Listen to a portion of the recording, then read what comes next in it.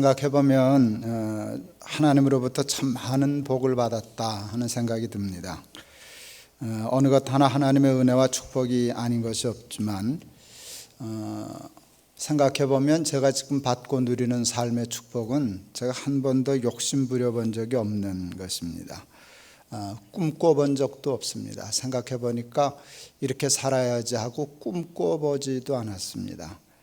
제가 꿈꾸고 욕심낸 것을 넘어선 삶을 사니까 그게 은혜다 축복이다 그렇게 얘기할 수밖에 없습니다. 참 많은 복을 받았는데 그 많은 수도 없이 많은 받은 복 중에 제일 큰 복이 뭐야? 라고 누가 묻는다면 조금도 망설임 없이 두 번도 따져보지 않고 그냥 믿음이라고 얘기하고 싶습니다. 큰 믿음을 가져서 그러는 게 아니라 정말 겨자씨만한 작은 믿음임에도 불구하고 그 믿음 때문에 받은 복이 너무나 많기 때문입니다. 하나님이 믿어진다는 것, 또 하나님을 믿는다는 것, 다시 말해서 믿음은 구체적으로 무엇을 의미하는 것일까 생각해 보았습니다. 이렇게 복잡하지 않았습니다. 첫째는 하나님이 계시다는 것, 둘째는 그 하나님이 천지를 창조하신 전능하신 분이시라는 것, 셋째는 그 전능하신 하나님이 나를 사랑하신다는 것. 이게 이제까지 제가 예수 믿으면서 정리한 거의 전부라고 얘기할 수 있습니다. 천지를 창조하신 전능하신 창조주 하나님이 계신다는 것을 믿고 사는 일은 별로 어렵지 않았습니다. 저는 우리가 살아가는 세상과 자연과 우주와 생명들과 우리 자신들을 보면서 이 모든 것이 우연히 생겨나서 진화했다. 이건 내가 정신이 나가기 전에는 동의할 수 없는 얘기였습니다. 얼마나 이 우주가 광대한데, 그리고 이 우주가 치밀한데, 정확한데, 그리고 통합적이고 일체성을 가지고 움직이고 있는데, 생명이 얼마나 아름다운데, 어떻게 하나도 아니고 둘도 아니고 수십만 생명이 조화를 이루면서 살아가는 이 세상과 우주가 우연히 생겼다고 할 수 있나? 그건 그럴 수 없었습니다.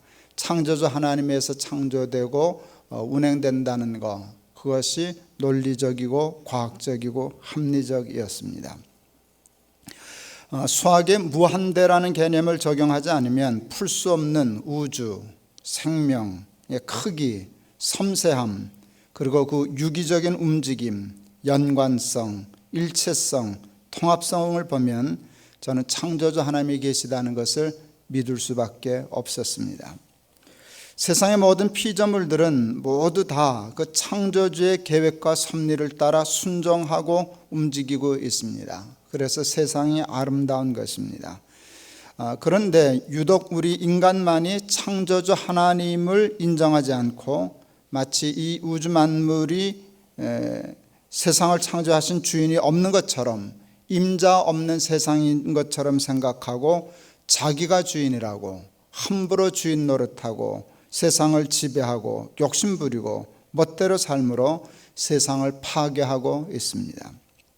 그런데 우리 인간도 생각해보면 창조주와는 비교할 수 없지만 꽤 지혜롭고 꽤 능력이 많습니다. 저는 매일 자동차를 타고 다니고 컴퓨터와 또 스마트폰 같은 걸 이용을 하죠. 여러분, 제가 이 아이패드로 오늘 새벽에 일어나서 설교 원고를 작성했어요. 그리고 이걸 가지고 인터넷을 통해서 우리 교회 홈페이지에다 그 원고를 그대로 보내서 올렸어요. 오늘 이거 가지고 설교하고 있어요. KTX 자주 타는데 시속 300km에서도 메시지를 보낼 수 있어요. 수만 킬로 떨어져 있는, 수만리 떨어져 있는 우리 아들과 대화도 해요. 참 인간이 대단하다 싶어요. 또 자동차 내비게이션 아무리 생각해도 신기해요. 또 그 여자는 친절하기까지도 해요. 한 번도 짜증을 안 부려요. 늘 감사해요. 잘못 가면 그냥 경로를 이탈하셨습니다. 이 정도밖에 없어요. 그리고 금방 100번까지 안 어겨봤지만 어길 때마다 또 제 길을 친절하게 가르쳐줘요. 여러분, 하나님의 능력은 둘째치고 우리 인간의 능력만 해도 이게 상상이 안 갈 만큼 탁월합니다. 그런데 이 인간의 능력이 문제입니다. 왜냐하면 죄로 말미암아 오염되었기 때문입니다. 이 능력이 오염되지 않으면 생명으로 역사할 터인데 이 능력이 오염되었기 때문에 하나같이 사망으로 역사합니다. 세상을 망가뜨리고 자신을 파괴하고 죽음으로 이끌어내 갑니다. 지금도 우리는 매일 북한이 핵으로 위협하는 그런 세상에서 살아갑니다. 실제로 그 핵이 터지면 우린 다 죽습니다. 여러분, 핵과 미사일을 가지고 매일같이 위협하는 세상을 살아갑니다. 우리나라는 핵을 가지고 있지 않지만 미국이 가지고 있을 것이고, 여러분 꼭 핵 아니더라도 전쟁이 일어나면 김정일이 있는 사무실 유리창 골라서 타격할 수 있습니다. 우리도. 여러분, 세상이 지금 그런 세상입니다. 몇십 년 전에 그때 소련 시대, 미국과 소련 이런 나라들이 가지고 있는 핵폭탄을 한꺼번에 터뜨리면 지구가 50번 터진다 하는 얘기를 들었습니다. 지금은 수백 번 터질 무기를 아마 가지고 있을 것입니다. 이것이 인간의 능력이 오염되었기 때문에 나타나는 현상들입니다.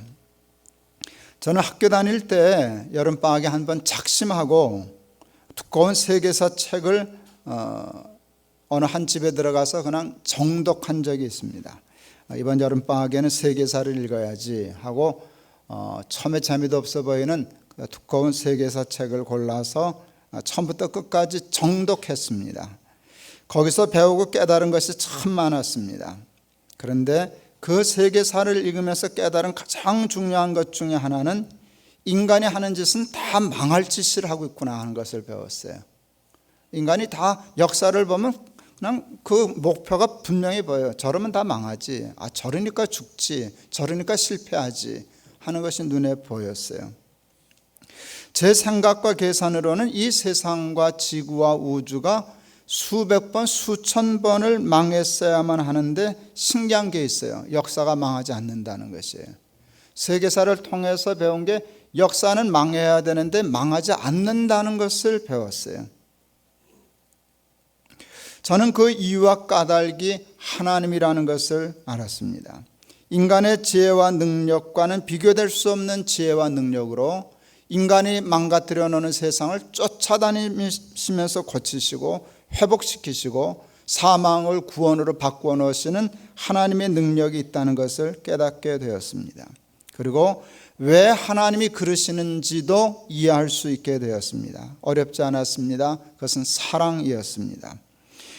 우리 인간에 대한 사랑이 극심하셔서 사람을 절대로 포기하지 못하십니다. 죽게 내버려 두실 수가 없습니다. 하나님은 죄로 말미암아 타락하고 오염된 우리 인간을 그 죄의 결과인 사망과 실패로부터 구원하시려고 살리시기로 작정하시고 작심하신 것이 틀림없었습니다. 저는 그것을 십자가를 통하여 깨닫고 배울 수 있게 되었습니다. 저도 사는 것이 힘들어서 정말 죽고 싶었던 적이 여러 번 있었습니다. 제가 설교 중에 가끔 얘기해서 들으셨겠지만 한 번은 한 달 넘게 방에서 정말 두문불출하며 고통스러운 때를 보낸 적이 있었습니다. 예수 안 믿었으면 죽었습니다. 10번은 죽었을 것입니다.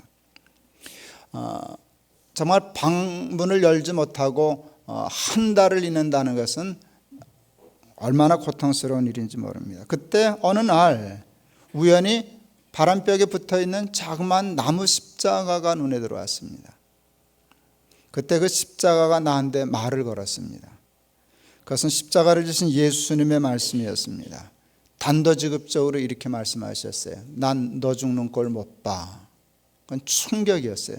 십자가가 나한테 그랬어요. 난 너 죽는 꼴 못 봐. 그게 제가 제 개인의 삶으로 이해한 십자가, 정확한 십자가의 이해였습니다. 너는 내가 무슨 수를 써서라도 살려내고야 말 거야. 그게 십자가였어요. 그날 저는 깨달았습니다. 나는 죽을 수가 없구나. 망할 수가 없구나. 내 인생은 실패할 수 없구나 하는 것을 깨달았어요. 천지를 창조하신 전능하신 하나님이 저렇게 작심하시고 나를 살리시겠다는데 내가 어떻게 죽을 수 있을까? 아무리 하나님이 나를 사랑한다 하신들 무능하시면 감사하기는 하지만 내 삶에 희망은 없을 터인데 천지를 창조하신 전능하신 하나님, 그건 믿을 수 있고, 또 십자가가 저렇게 날 사랑한다고, 너 죽는 걸 못 본다고, 무슨 수를 써서라도 너는 살리겠다고 전능하신 하나님이 얘기하시는데 내가 어떻게 죽겠나, 그걸 깨달았습니다. 제가 제 스스로에게 그날 이렇게 얘기했어요. 이까짓 것 때문에. 그때 참 통쾌하더라고요. 그게 그렇게 하찮은 게 아니었어요. 제가 한 달을 집 밖을 못 나가게 했던 그런 치명적인 일이었어요. 저를 10번도 더 죽일 수 있을 만한 큰 문제였는데, 그 십자가의 음성을 듣고 제가 그것을 향하여 이렇게 얘기했어요. 이까짓 것 때문에 내가 죽고 망할 존재라면 우리 예수님 날 위하여 십자가 지시지도 않으셨다. 그럼 그냥 일어섰어요. 그냥 아무렇지도 않은 듯 일어섰어요.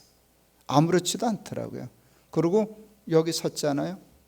그리고 제가 꿈도 꾸지 못한 복을 받았다고 오늘 설교하고 있잖아요. 그때 죽었으면 끝인데. 전능하신 하나님이 나를 사랑하심에도 불구하고 그러나 어려움을 겪는 때도 있습니다. 하나님이 즉시 건져주시지 않으시는 때도 있습니다. 그 이유를 저는 압니다. 그냥 훈련입니다. 연단하시기 위함입니다.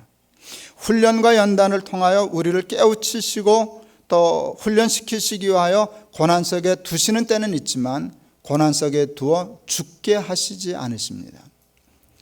저희 집에서는 둘째가 제일 먼저 군대를 갔습니다. 우리 둘째가 군대 갈 때 우리 교회 육사 8기생 집사님이 계시는데, 그분이 우리 아이 점심을 사주셨어요. 저희 가족을 초대해서. 그리고 기가 막힌 말씀을 하셨어요. 너 훈련소에 가면 죽을 것처럼 힘든 때가 많아. 근데 너 꼭 잊지 말아라. 훈련받다 죽은 놈 거의 없단다. 야, 차 사고로 죽은 놈이 많지 훈련받다가 여간해서는 그건 어쩌다 몇 년에 하나씩 실수로 나오지 훈련받다 죽는 놈 없어. 그러니까 버티면 돼. 우리 아들이 훈련받고 나와서 한 말이, 그 말이 정말 기가 막힌 말씀이더라고. 정말 야, 이거 이러고 살겠나, 이거 이겨낼 수 있겠나 싶을 때 생각해 보니까 수십만 수백만이 다 지나간 길인데 나라고 못 지나가겠나, 그 생각이 들으니까 견딜만 하더라고. 예, 사람도 사람을 훈련시킬 때 이러면 안 죽는다는 거 알고 시켜요. 하나님이 우리를 훈련시키고 연단시키실 때 이거 이러다 죽지, 그런 훈련은 안 시키십니다. 그냥 연단하시는 것뿐이지 죽지 않습니다. 그런데 죽는 사람이 있습니다. 그런데 망하는 사람이 있습니다. 꼭 실패하는 사람들이 있습니다. 구원받지 못하는 사람들이 있습니다. 아니, 많습니다. 왜 그럴까요? 하나님이 사랑하지 않으셔서, 하나님이 무능하셔서, 하나님이 저를 선택하지 않으셔서, 하나님이 저들은 버리셔서? 아니요, 제가 아는 하나님은 사람을 버리지 못하시는 분이십니다. 전 장로교 목사인데도 칼빈의 예정론을 믿을 수가 없었어요. 그래서 그 반박하는 논문 써서 졸업했어요. 졸업 못할 줄 알았는데. 제가 예정론을 못 받아들이는 건 이거예요. 하나님이 어떤 사람은 구원받도록 예정하셨고 어떤 사람은 멸망받도록 예정하셨다. 이거는 내 말도 안 되는 소리예요. 하나님이 어떻게 사람을 멸망받도록 선택하셔요? 넌 살아, 넌 안 살아, 못 살아. 하나님 그러실 수 없어요. 하나님의 선택은 하나밖에 없어요. 다 살아. 다 살면 좋겠다. 모두를 다 사랑하세요. 그런데 죽어요. 왜 죽나? 하나님이 안 선택하셔서가 아니에요. 우리가 그 선택을 받아들이지 않아서예요. 구원의 능력은 100% 하나님에게 있어요. 그런데 멸망의 책임은 하나님께 없어요. 멸망의 책임은 우리에게 있어요. 하나님이 값없이 주신 구원을 거절했기 때문에 못 받는 거예요. 그 책임까지 하나님 앞에 물으면 안 돼요. 하나님은 절대로 우리 버리시지 않아요. 우리가 하나님을 믿으면, 하나님을 선택하면 누구든지 구원을 얻어요. 하나님이 세상을 이처럼 사랑하사 독생자를 주셨으니 누구든지 저를 믿는 자마다, 그러셨어요. 누구든지 믿기만 하면, 하나님이 내치셔서 구원받지 못하는 사람은 없어요. 그런데 믿는 자마다는 조건절이에요. 믿지 않으면 역사하지 않아요. 그건 내 책임이에요. 그래서 믿음이 축복이에요. 여러분, 믿음은 작아도 믿음이에요. 믿음이 크기 때문에 크게 역사하는 것 아니에요. 구원의 역사는 하나님에게 있어요. 믿음은 그냥 우리 접촉하는 거예요. 그냥 콘센트에 이렇게 플러그를 꼽는 것 뿐이에요. 그러면 전기 들어와요. 그러면 파워가 들어와요. 그래서 믿음이 참 귀해요. 믿음이 축복입니다. 사랑하는 우리 높은 뜻 하늘교회 교우 여러분들이 그 믿음의 축복을 꼭 받으실 수 있기를 바랍니다. 믿음이 뭘까? 여러분, 믿음을 교회 다니는 것으로 동일시하는 분들이 참 많아요. 믿음이 없이는 교회를 못 다니겠죠. 그러나 교회를 다닌다고 다 믿음이 있는 건 아니에요. 이게 우리가 참 쏘가요. 내가 교회를 다니기 때문에, 헌금 생활을 잘하기 때문에, 또 와서 봉사를 하기 때문에 내게 믿음이 있을 것이다. 여러분, 잘못하면 쏘가요. 그건 교회에 충성하는 것이지 그게 꼭 믿음인지 아닌지는 몰라요. 믿음은 다른 면에서 체크해야 돼요. 언제나 하나님 편에 서는 게 믿음이에요. 믿음은 이렇게 만만치 않아요. 세상 사람들이 다 오른쪽으로 갈 때 하나님 한 분이 아니 왼쪽인데, 그러면 세상 사람이 다 오른쪽으로 가도 홀로 왼쪽으로 가는 걸 믿음이라 그래요. 사람들이 의해서 야, 넌 왜 혼자 미친놈처럼 왼쪽으로 가? 우리 하나님이 왼쪽으로 가라 그러셨어. 그런다고 가냐? 그럼 왜? 난 하나님을 믿거든. 이게 믿음이거든요. 이게 믿음이에요. 세상 사람이 다 오른쪽으로 가는데 하나님 한 분만이 오른쪽이라 그럴 때 그 말 듣고 혼자서라도 가는 거, 그래서 바보스러워 보이는 거, 왕따 당하는 거, 개의치 않고 난 하나님 믿어, 난 하나님 가라는 대로 갈 거야, 나는 하나님의 식대로 살 거야, 하나님의 법대로 살 거야. 여러분, 그게 믿음이에요. 그러니까 당연히 쉽지 않아요. 사실 어떻게 따져보면 세상에서 가장 힘들고 어려운 것이 믿음이에요. 근데 믿음은 정말 어려운 것일까요? 어려운데 그렇게 어렵지 않아요. 처음만 어려워요. 그러니까 얼치기로 말고 한번 작심하고 바보 될 각오하고 죽을 각오하고 한 번만 정식으로 믿음의 결단을 하면 그 다음부터 쉬워져요. 예수님 말씀하셨어요. 생명으로 인도하는 문은 좁다. 그럴 때 제가 성경책에다 이렇게 썼어요. 입구만, 그렇게 썼어요. 제가 하나님 맞아요. 입구만 좁던데요. 입구는 되게 좁아요. 야, 이거 들어갈 수 있겠나 싶었는데 하나님이 이게 길이라니까 일로 가야지 하고 뚫고 들어갔더니 생각보다 넓어요. 갈수록 넓어져요. 그리고 끝이 좋아요. 예수님이 말씀하셨어요. 사망으로 인도한 문은 넓다. 그래서 그리로 가는 사람이 많다. 제가 또 옆에 썼어요. 입구만, 그랬어요. 사망으로 인도하는 문 넓어요. 입구만 넓어요. 딱 들어가면 잡혀요. 그 다음엔 오두 가도 못해요. 나올 수 없어요. 덫에 걸린 것과 같아요. 여러분, 고기 잡는 어항, 덫, 입구는 좁죠. 출구가 좁죠. 입구는 넓습니다. 나올 수가 없습니다. 들어가기는 쉽습니다. 나올 수가 없습니다. 그래서 죽는 겁니다. 여러분, 좁은 길이지만 일단 들어가서 그 길이 갈만하네, 이걸 깨달은 사람은 다음에 입구가 좁아도 그렇게 두려워하지 않습니다. 더더군다나 그 길을 가서 약속된 하나님의 축복과 구원을 맛본 사람은 머리를 디밀고라도 들어갈 겁니다. 저는 이 찬송가가 참 좋습니다. 주와 같이 길 가는 것 즐거운 일 아닌가. 여러분, 주와 같이 길 가는 것을 즐거운 일이라고 고백했어요. 여러분, 처음에 맛보지 못해서 그게 뭐가 즐거워, 그거 힘든 일인데, 바보스러운 일인데, 손해 많이 봐야 되는데, 죽을지도 모르는데, 그런데 맛본 사람은 그 말을 알아요. 그건 즐거운 일이야. 그래서 날마다 우리는 걷겠네. 구주 예수 의지함이 심히 기쁜 일일세. 허락하심 받았으니 의심 아주 없도다. 예수 믿는 것은 받은 증거 많도다. 예수 귀한 예수 믿음 더욱 줍소서. 믿음의 맛을 본 사람입니다. 그래서 예수 믿는 것은 받은 증거가 많다. 그래서 예수 귀한 예수 뭐 더 줄까 했더니 아니요, 난 딴 거 필요 없어요. 믿음 더 주세요. 믿음 더 주세요. 믿음 더욱 줍소서. 이스라엘 백성은 하나님의 선민들이었습니다. 하나님이 친히 애굽에서 건지셨습니다. 건지실 때 모든 일을 목도한 사람입니다. 바로의 10가지 재앙을 봤습니다. 홍해 갈라지는 것 봤습니다. 봤습니까? 그걸로 지나갔습니다. 애굽의 군사들이 수장당하는 걸 봤습니다. 만나와 메추라기 먹고 살았습니다. 낮에는 구름 기둥, 밤에는 불 기둥 따라 살았습니다. 우리는 믿는 걸 그들은 다 본 사람들입니다. 저들은 다 하나님을 믿는 사람들이었습니다. 그가 서류를 내밀고 종교란에 종교를 적으셔야 하면 100% 요즘 말로 하면 기독교라고 썼을 것입니다. 그럼에도 불구하고 저들의 영적인 지도자였던 여호수아는 저들이 믿지 않는다고 생각했습니다. 여호수아의 눈으로 보니 저들은 하나님을 믿는 사람들이 아니었습니다. 입으로는 껍데기는 하나님을 믿는 기독교인이지만 실제는 가나안 사람과 같았습니다. 아모리 족속과 같았습니다. 애굽 사람과 똑같았습니다.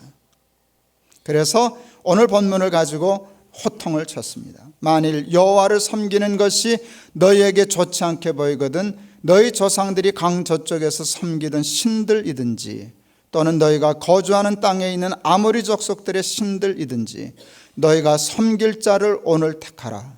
오직 나와 내 집은 여호와를 섬기겠노라. 오늘 여호수아가 이 자리에 선다면 우리를 향하여 똑같은 말을 하지 않을까 싶습니다.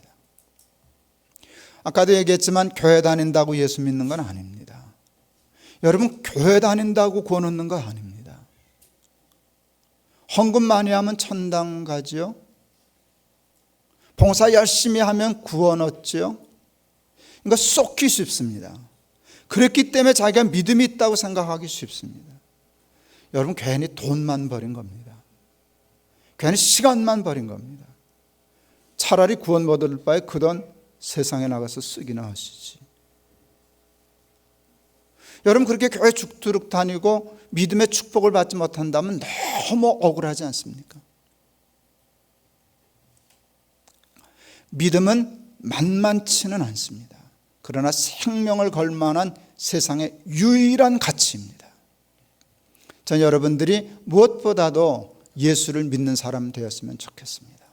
생명 걸고 믿는 사람 되었으면 좋겠습니다. 아까 극단적으로 표현했지만 세상 사람이 다 오른쪽으로 가도 하나님 한 분이 왼쪽 그렇게 하면 혼자라도 왼쪽을 갈 수 있는 그런 결단을 갖고 예수 믿는 사람들 될 수 있기를 바랍니다.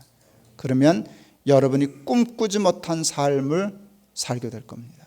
여러분이 욕심 부리지 못한 삶을 얻게 될 것입니다.